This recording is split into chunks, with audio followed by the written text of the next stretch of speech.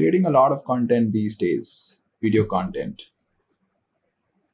And it just struck me that the reason I was not creating content for a very long period of time was simply that I was afraid of criticism. I was afraid of producing imperfect content. So I was thinking, oh, if I produce anything imperfect, then people would criticize me for that. People would poke holes in that. So let me ensure that I produce something which is as perfect as I can produce.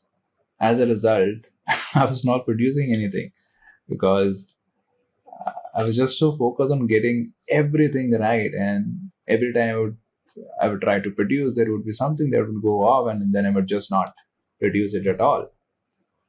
Now I've become more open to criticism. That's fine. If people criticize, people criticize. Some people will gain out of it, some people will not gain out of it.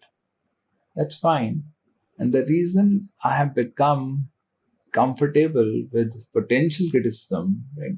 We don't know whether people are going to criticize. People could be very, very nice. They may just ignore the imperfections.